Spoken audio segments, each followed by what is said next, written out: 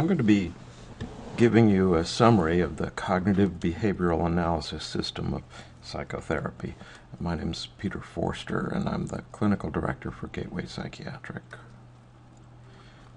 This is really about session 1, which is an introduction to cognitive behavioral analysis system of psychotherapy.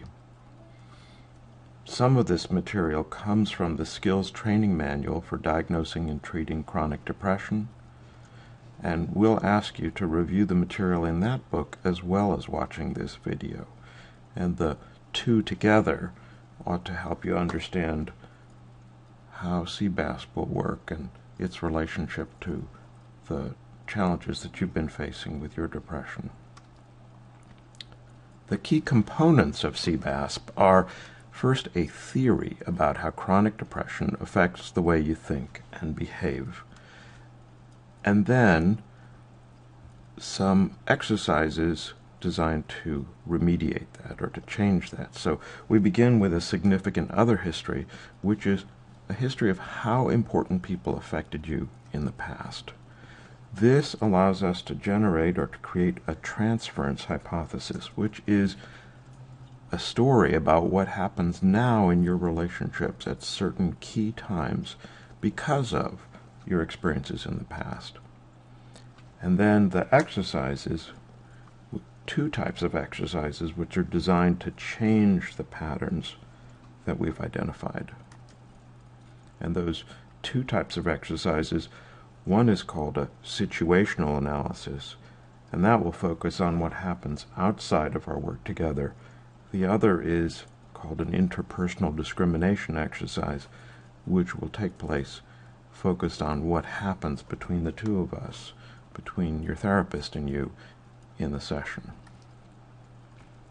So we begin with a history of your relationships with significant others, and significant others means people who've had an impact on you and how you view the world. During the second session, we'll review your relationships with others. We want to get a description of what it was like growing up with those people, and this will allow us to describe a summary emotional stamp or mark that you carry today because of each of these people's influence. After the second session, or the third if the significant other history takes longer than one session, which it may, I will try, or your therapist will try, to synthesize all this material into a transference hypothesis, which will be discussed with you and modified.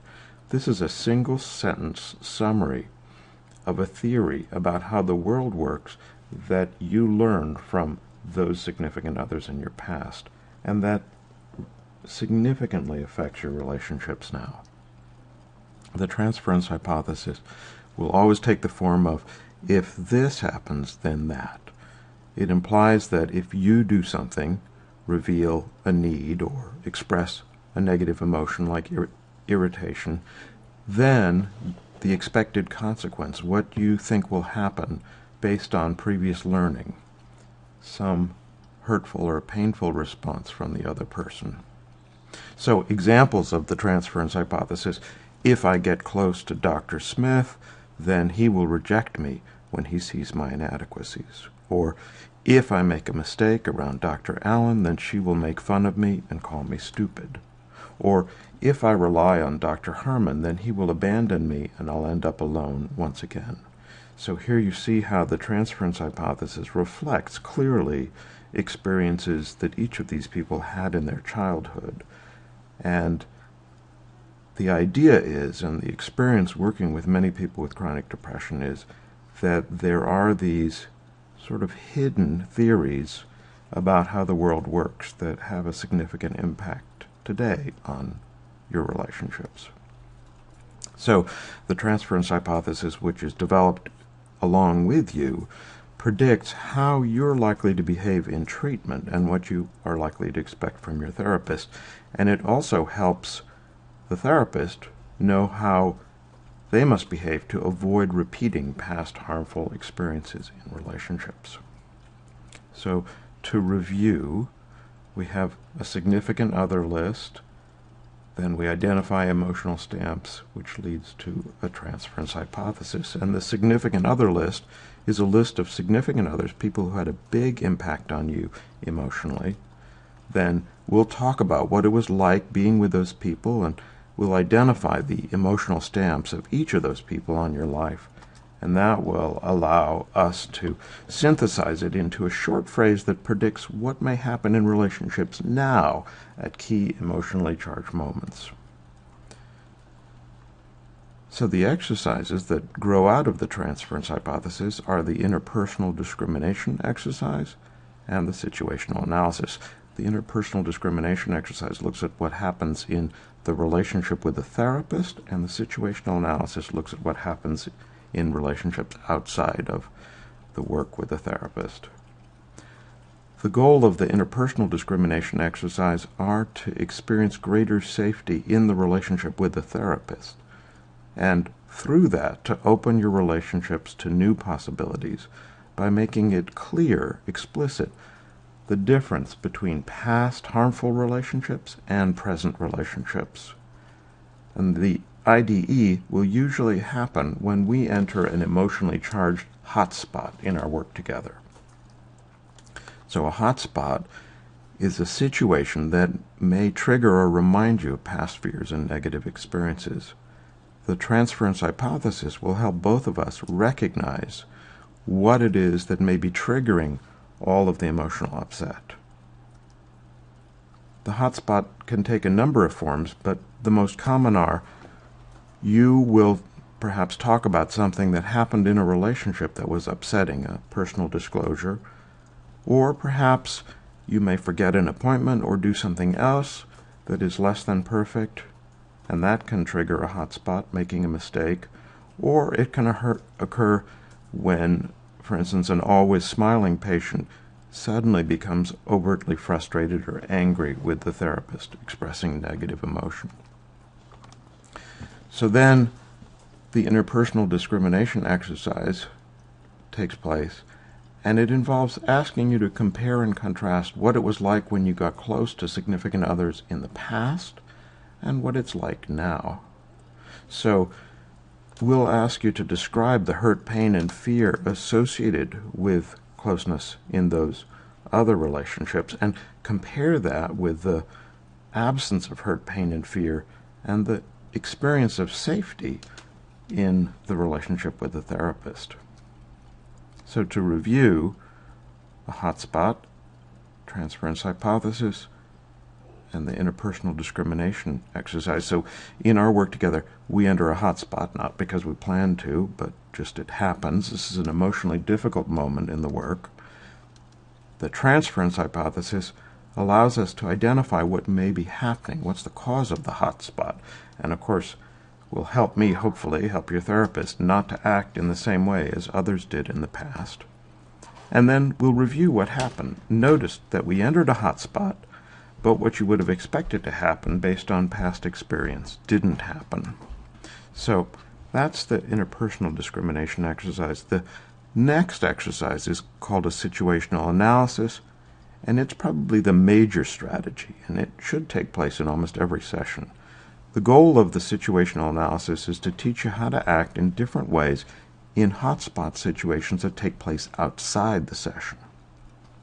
And it's designed also to show you how the experiences, the disappointment that you have in your relationships are often the result of the expectations from the past which affect your behavior in those relationships.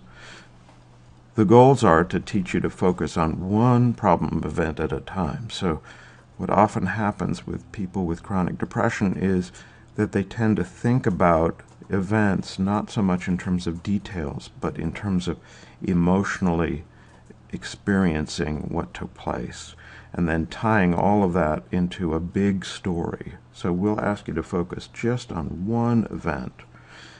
That will help us to highlight problems in thinking that sabotage your interactions, and to identify what it is that you do that affects those relationships, and therefore to teach you to identify how your behavior affects the quality of your relationships, and how, therefore, if you change that by being more consciously aware of the theories from the past and how they're not relevant, then your relationships can improve. So, again, the whole of this is derived from a theory about how people with chronic depression think and behave in their important relationships. It's not to say that everyone behaves in the same way, but there are certain themes that are very common. So most people with chronic depression experience significant fear and or anger in their important relationships. And both of these seem to reflect a core fear state, which developed from a sense of helplessness in those early past relationships. So the result of this core fear state is that thoughts and actions, when you go into an emotional hotspot, involve ways of analyzing a situation that are characteristic of children and adolescents, meaning that are not how you probably think about other aspects of your life. This is what's called pre-operational thought.